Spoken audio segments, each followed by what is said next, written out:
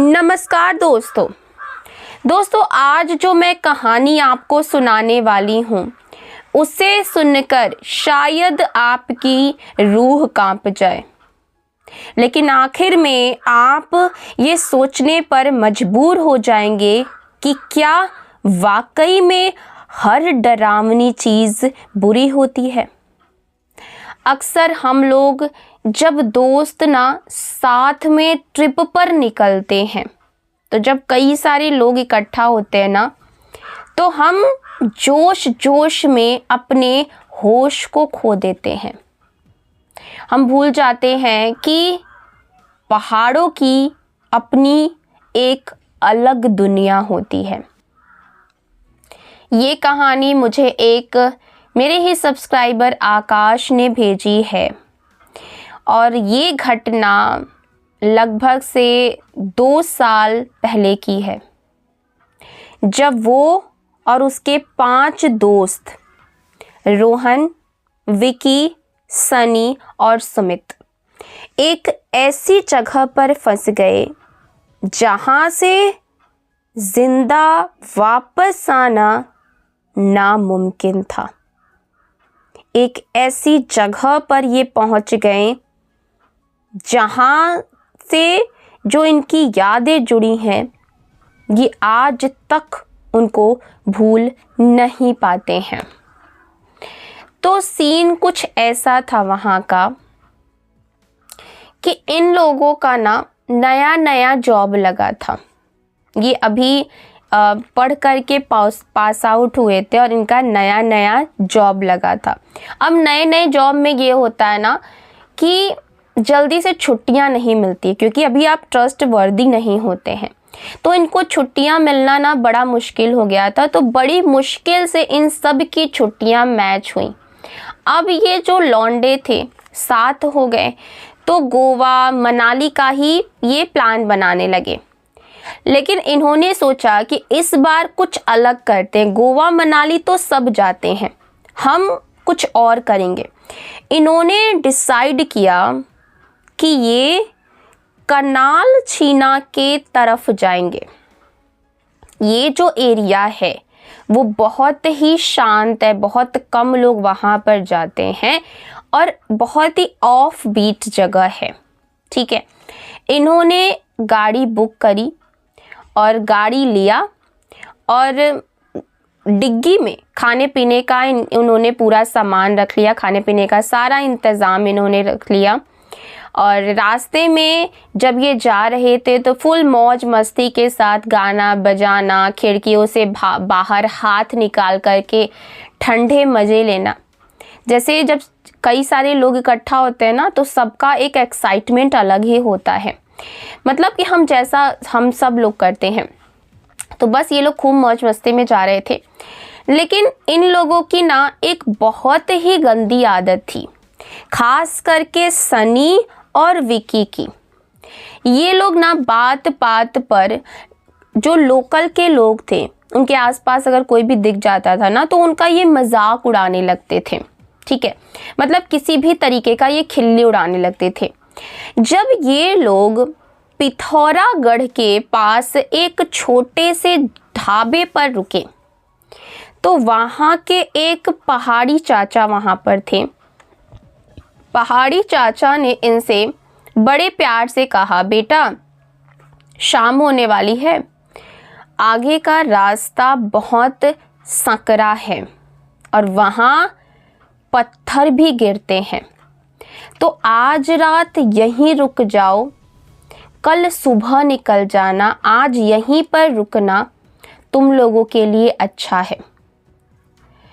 देखिए अब क्या हुआ, जब ये बात इन लोगों ने सुना तो उसमें से जो सुमित था वो थोड़ा सा समझदार था। उसने कहा कि भाई ये चाचा सही कह रहे हैं, हम लोग यहाँ पर रुक जाते हैं। पर सनी ने क्या बोला, अरे चाचा हम दिल्ली वाले हैं, रात को ड्राइव करना हमारे लिए कोई खतरे की बात नहीं है, ये हमारे बाएं हाथ का खेल है। आप अपनी सलाह अपने पास रखो और चाय लाओ। इन लोगों को ऐसा लग रहा था कि वो जो बूढ़ा आदमी था वो अपने कस्टमर बढ़ाने के लिए ऐसी बातें कर रहा था। उस बूढ़े आदमी की आंखों में एक अजीब सा डर था, पर ये लोग अपने ही मस्ती में इतने बिजी थे कि इन्होंने उनकी आंखों के डर को इग्नोर कर दिया। इन्होंने ध्यान नहीं दिया कि आखिरकार वो चाचा कहना क्या चाहते थे। अब ये उस जगह से निकल चुके थे और करीब रात के 9 बज रहे थे। चारों तरफ पूरी की पूरा तरह से सन्नाटा था। कोई भी आसपास नजर नहीं आ रहा था, ना ही कोई गाड़ी, ना ही कोई जानवर, कुछ भी नहीं। बस इनकी गाड़ी की हेडलाइट की रोशनी जो है वो दिख रही थी। तभी अचानक से क्या हुआ कि मौसम ने करवट बदल ली। पहाड़ों में यही दिक्कत है कि कब बारिश शुरू हो जाए, कब बंद हो जाए, कब क्या आ जाए, तूफान आ जाए, कुछ भी पता नहीं चलता है। इतनी तेज बारिश और बहुत तेज, बहुत ज़्यादा वहाँ पर धुंध पड़ने लगी। वहाँ पर फॉग इतना हो गया कि 2 फीट आगे की चीज़ें भी वहाँ पर ठीक तरीके से नहीं दिख रही थी। अब इनकी गाड़ी चला रहा था रोहन। तभी अचानक से उन्होंने देखा कि सड़क के बीचों बीच एक आदमी खड़ा है, एकदम लंबा सा, और उसके हाथ में एक पुरानी लालटेन है। रोहन ने जोर से ब्रेक मारा और कच की आवाज करके वो गाड़ी वहीं पर रुक गई। सबकी धड़कनें बहुत ज़्यादा तेज हो गई। विक्की नीचे उतरा गाड़ी से और चिल्लाया, अबे पागल है क्या? मरना है तो कहीं और जाके मर। वो आदमी कुछ बोला नहीं। उसने अपनी लालटेन उठाई और एक कच्ची पगडंडी की तरफ उसने इशारा कर दिया। वो बार बार हाथ से इशारा कर रहा था कि इधर मत जाओ, इधर मत जाओ, उधर से जाओ। अब सनी को बहुत ज़ोर से गुस्सा आ गया। बोला, ये साले गांव वाले हमें रास्ता भटका करके लूटना चाहते हैं। गूगल मैप तो सीधा रास्ता दिखा रहा है, ये पागल हमें जंगल में क्यों भेज रहा है? सुमित ने गौर किया कि उस आदमी का जो चेहरा था वो आधा ढका हुआ था और उसकी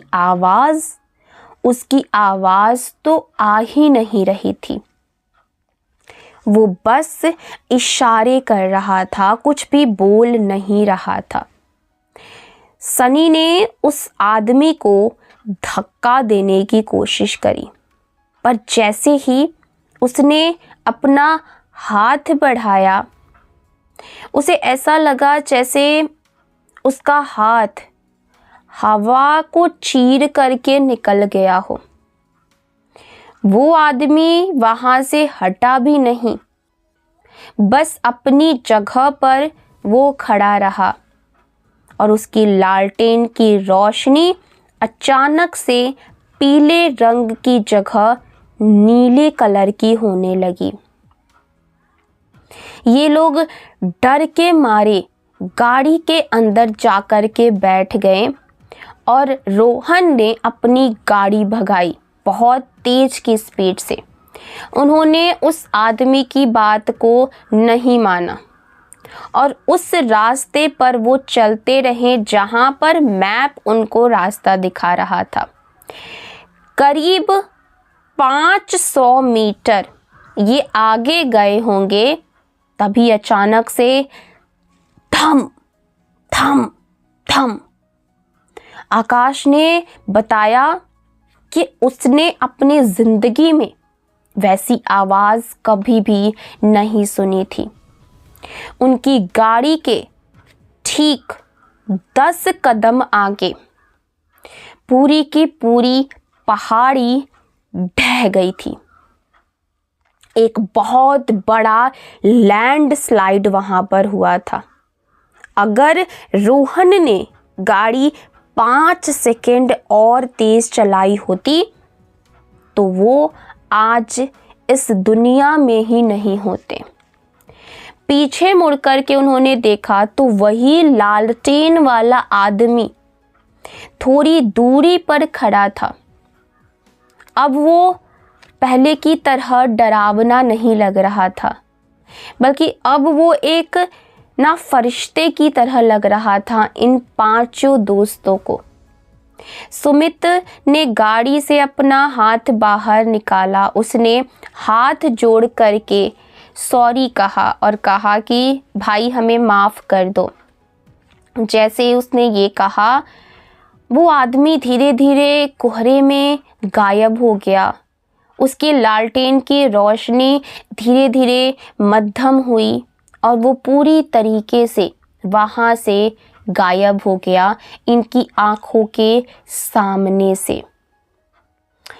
अब ये लोग बहुत ज़्यादा डर चुके थे। अब ये इस इंसिडेंस से इतना ज़्यादा डर चुके थे कि ये आगे क्या ही जाते। अगली सुबह जब रेस्क्यू टीम वहाँ पर आई तो उन्होंने बताया कि 10 साल पहले ठीक इसी जगह पर एक आदमी का स्वर्गवास हुआ था, जो आने जाने वाले मुसाफिरों को लैंडस्लाइड से बचने की कोशिश करता था, उन्हें बचाने की कोशिश कर रहा था। तब से कई सारे लोगों ने इस जगह पर उस लालटेन वाले को यहाँ पर देखा है। आकाश और उसके दोस्तों की आंखों में आंसू आ गए थे, जिसे वो भूत समझ करके, बूढ़ा आदमी बेवकूफ़ समझ करके वो गाली दे रहे थे। दरअसल वो उनके लिए वो फरिश्ता था जो इनकी जान बचाने के लिए आया था। दोस्तों, क्या होता है कि कभी कभी जो चीज़ें हमें बचाने आती हैं उन पर हम कभी भरोसा नहीं करते हैं, ठीक है, और जो चीज़ें हमें नुकसान पहुंचाने आती है उस पर हम भरोसा कर लेते हैं। तो बात यह है कि अपने बड़े बुज़ुर्गों या लोकल लोगों की बातों को कभी भी हल्के में नहीं लेना चाहिए, क्योंकि उनके पास एक्सपीरियंस होता है। और दूसरी बात यह है कि हर वो चीज़ जो हमें डराती है ज़रूरी नहीं कि वो हमें नुकसान ही पहुंचाना चाहती हो। तो आज की कहानी में बस इतना ही। आपको कहानी कैसी लगी है कमेंट्स में ज़रूर बताइएगा। मिलते हैं अगली वीडियो में, तब तक अपना ख्याल रखिएगा और मेरा इंतज़ार कीजिएगा। चैनल को सब्सक्राइब नहीं किया तो सब्सक्राइब ज़रूर करिएगा। Bye bye, take care.